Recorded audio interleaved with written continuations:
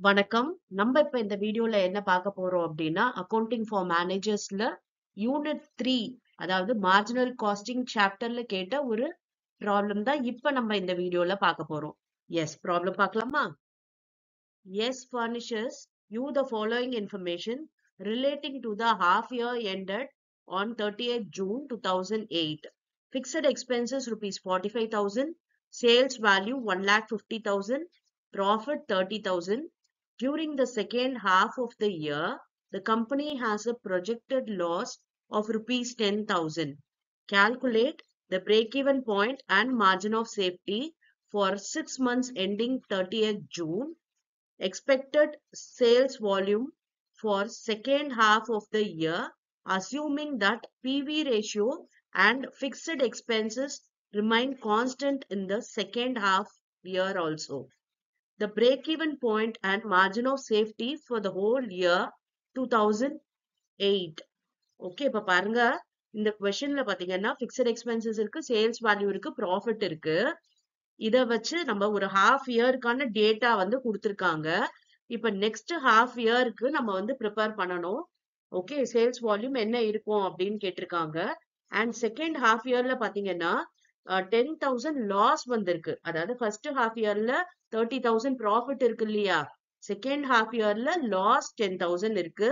And second half இயர்ல வேற என்னென்ன இன்ஃபர்மேஷன் கொடுத்திருக்காங்கன்னா, பிவி ரேஷியோவும் பிக்சட் எக்ஸ்பென்சஸும் ஃபர்ஸ்ட் ஹாஃப்ல என்ன வந்ததோ அதே தான் அப்படின்னு சொல்லியிருக்காங்க. ஓகேவா? சேல்ஸ் வால்யூம் என்ன அப்படின்றத நம்ம அசர்டைன் பண்ணணும். அதுக்கப்புறம் தேர்ட் கொஸ்டின் பாத்தீங்கன்னா, break even point, margin of safety whole இயர்க்கு கேட்டிருக்காங்க. இது ஃபர்ஸ்ட் 6 மந்த்ஸ்க்கு, இது அடுத்த 6 மந்த்ஸ்க்கு, அண்ட் இது பாத்தீங்கன்னா லாஸ்டா ஹோல் இயர்க்கு கேட்டிருக்காங்க. எஸ், இப்ப இந்த ப்ராப்ளம் போடலாமா? ஃபர்ஸ்ட் பிரேக் ஈவன் பாயிண்ட்டும் மார்ஜின் ஆஃப் சேஃப்டியும் ஃபர்ஸ்ட் 6 மந்த்ஸ்க்கு கால்குலேட் பண்ணலாம். ஓகே, பிரேக் ஈவன் பாயிண்ட் கண்டுபிடிக்கிறதுக்கு நமக்கு பிக்சட் எக்ஸ்பென்சஸ் வேணும் அண்ட் பிவி ரேஷியோ வேணும். இப்ப இங்க பிக்சட் எக்ஸ்பென்சஸ் இருக்கு, பிவி ரேஷியோ இல்ல. சோ நம்ம அதை அசர்டைன் பண்ணணும். அண்ட் மார்ஜின் ஆஃப் சேஃப்டிக்கு பாத்தீங்கன்னா actual sales, break even sales இருந்தாவே போதும், நம்ம கண்டுபிடிச்சிடலாம். மார்ஜின் ஆஃப் சேஃப்டி கண்டுபிடிக்க நிறைய ஃபார்முலா இருக்கு. அதுல வந்து சிம்பிளா நம்ம இந்த actual sales minus break even சேல்ஸே வச்சுக்கலாம். ஏன்னா நம்ம இப்ப பிரேக் ஈவன் பாயிண்ட் கண்டுபிடிக்கிறோம், ஆல்ரெடி இங்க சேல்ஸ் இருக்கு. இது ரெண்டுத்தையும் சப்ட்ராக்ட் பண்றது மூலமா டிஃபரன்ஸ் தான் நமக்கு மார்ஜின் ஆஃப் சேஃப்டி. எஸ், இப்ப போடலாமா? ஓகே, ஃபர்ஸ்ட் பாத்தீங்கன்னா நமக்கு என்ன வேணும்? பிவி ரேஷியோ வேணும். பிவி ரேஷியோ கண்டுபிடிக்கிறதுக்கு நமக்கு என்ன இன்ஃபர்மேஷன் வேணும் அப்படின்னா, கான்ட்ரிபியூஷன் வேணும். பிகாஸ் சேல்ஸ் இங்க இருக்கு, கான்ட்ரிபியூஷன் இல்ல. சோ கான்ட்ரிபியூஷன் தெரிஞ்சாதான் நம்ம பிவி ரேஷியோ போட முடியும். எஸ், ஃபர்ஸ்ட் கான்ட்ரிபியூஷன் கண்டுபிடிக்கலாமா? பாருங்க, கான்ட்ரிபியூஷன் வந்து பிக்சட் காஸ்ட் பிளஸ் ப்ராஃபிட் தான் வந்து கான்ட்ரிபியூஷன்.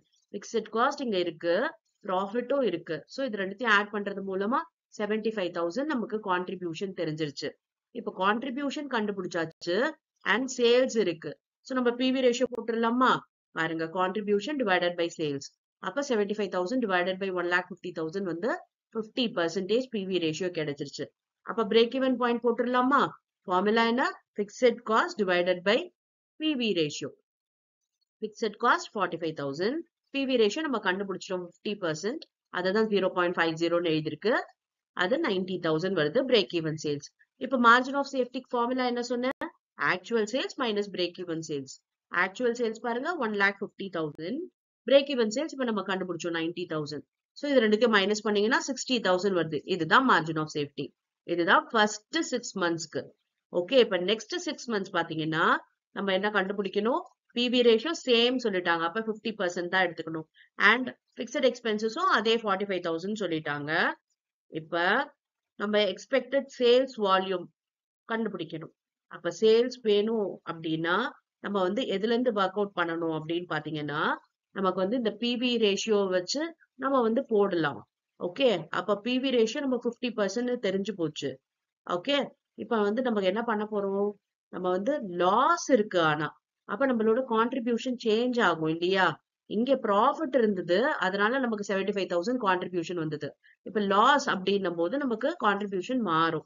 இப்ப அதெல்லாம் கண்டுபிடிக்கணும். பாருங்க, லாஸ் வந்து 10,000.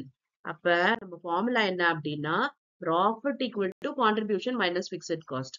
நம்ம கிட்ட கான்ட்ரிபியூஷன் தெரியாது, பிக்சட் காஸ்ட் 45,000 தெரிஞ்சு போச்சு. இங்க ப்ராஃபிட்க்கு பதிலா லாஸ் தெரிஞ்சு போச்சு. அது அப்படி. ஓகே, இப்ப பாருங்க, ப்ராஃபிட்டுக்கு நம்ம இங்க மைனஸ் 10,000 போட்டாச்சு. ஏன்னா நமக்கு லாஸ் இல்லையா? அதனால மைனஸ் 10,000. அண்ட் கான்ட்ரிபியூஷன் தெரியாது. ஸோ அப்படியே போட்டாச்சு. ஃபிக்ஸட் காஸ்ட் நமக்கு சேம் சொல்லிட்டாங்க. ஸோ 45,000 போட்டாச்சு. அப்ப நம்ம இந்த 45,000 இங்க கொண்டு போனோம் அப்படின்னா இங்க இருக்க -45 அந்த சைடு போச்சுன்னா பிளஸ் ஆயிடும். அப்ப 45 minus 10,000. அப்ப கான்ட்ரிபியூஷன் எவ்வளவு? 35,000 தான். 45 minus 10 போட்டோம்னா 35,000 is the contribution. ஓகே, இப்ப இந்த கான்ட்ரிபியூஷனோட நம்ம வந்து பிவி ரேஷியோவை டிவைட் பண்ணோம் அப்படின்னா நமக்கு சேல்ஸ் கிடைச்சிடும். Okay, contribution divided by PV ratio. Okay, divided by PV ratio அப்படின்னும் போது நமக்கு என்ன ஆகுது பாருங்க, 35,000 டிவைடட் பை பிவி ரேஷியோ 50%. அப்ப வந்து நமக்கு சேல்ஸ் வந்து 70,000 கிடைச்சிருச்சு. ஓகே, அதாவது ஏன் நம்ம டிவைட் பண்ணி கண்டுபிடிக்கிறோம் அப்படின்னா, இப்ப நான் வந்து மல்டிப்ளை பண்ணோம்னா கான்ட்ரிபியூஷன் இன்டூ பிவி ரேஷியோ அப்படின்னா கான்ட்ரிபியூஷன் பை சேல்ஸ் தான் பிவி ரேஷியோ. ஓகே, அப்ப நமக்கு என்ன ஆயிடும், நம்மளால வந்து கண்டுபிடிக்க முடியாது சேல்ஸ். ஆனா டிவைடட் பை அப்படின்னும் போது நமக்கு என்ன ஆகும், ரெசிப்ரோக்கல் ஆகும். அப்ப contribution into sales by contribution ஆகும். அப்ப கான்ட்ரிபியூஷன் கேன்சல் ஆயிடும். அப்ப நமக்கு வந்து என்ன கிடைச்சிரும், நமக்கு வந்து சேல்ஸோட வேல்யூ கிடைச்சிரும். ஓகே, அதனாலதான் நம்ம டிவைடட் பைல போட்டிருக்கோம். அப்ப 70,000 தான் சேல்ஸ். ஓகே, இப்ப நமக்கு expected sales volume for second half year 70,000 தெரிஞ்சு போச்சு. ஓகேவா, இப்ப ஹோல் இயர் கண்டுபிடிக்க சொல்லியிருக்காங்க. Break even point and margin of safety. இப்ப பிரேக் ஈவன் பாயிண்டோட ஃபார்முலானா fixed cost divided by PV ratio. Okay, fixed cost பாத்தீங்கன்னா ஒரு ஹாஃபுக்கு 45, அப்ப இன்னொரு ஹாஃபுக்கும் 45. அப்ப ரெண்டு ஹாஃபுக்கு பாத்தீங்கன்னா 90,000 வருது ஹோல் இயருக்கு. ஓகே, இப்ப சேல்ஸ் பாத்தீங்கன்னா நமக்கு வந்து என்ன கண்டுபிடிச்சோம், 1,50,000 ப்ராப்ளம்ல இருக்கு. இப்ப சேல்ஸ் வந்து இன்னொரு ஹாஃப் இயருக்கு 70,000 கண்டுபிடிச்சோம். மொத்த சேல்ஸ் 2,20,000 மொத்த சேல்ஸ், டோட்டல் சேல்ஸ். இப்ப நம்ம வந்து break even sales, fixed cost divided by PV ratio. 90,000ன்றது ஃபிக்ஸட் காஸ்ட் ஹோல் இயருக்கு, பிவி ரேஷியோ 50% போட்டோம்னா 1,80,000 வருது பிரேக் ஈவன் பாயிண்ட்.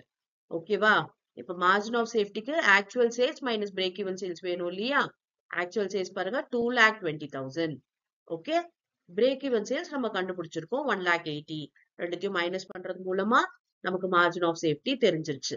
40,000 தான் மார்ஜின் ஆஃப் சேஃப்டி. புரிஞ்சுதா? ஈஸியா இருக்கா ப்ராப்ளம்? எஸ். இது பாத்தீங்கன்னா கொஸ்டின் பார்க்கும்போதுதான் நமக்கு ரொம்ப காம்ப்ளிகேட்டடா இருக்க மாதிரி இருக்கும். இது வந்து நம்ம படிச்சு தனித்தனியா ஒர்க் அவுட் பண்ணோம் அப்படின்னா ஈஸியா நம்மளால எந்த ப்ராப்ளம் வேணாலும் சால்வ் பண்ணிட முடியும். உங்களுக்கு ஏதாவது ப்ராப்ளம்ல டவுட் இருந்தாலும் அந்த இன்ஃபர்மேஷனை கமெண்ட் பண்ணுங்க. அந்த ப்ராப்ளம்ஸ் உங்களுக்காக ஒர்க் அவுட் பண்றேன். Yes. Thank you for your patient listening.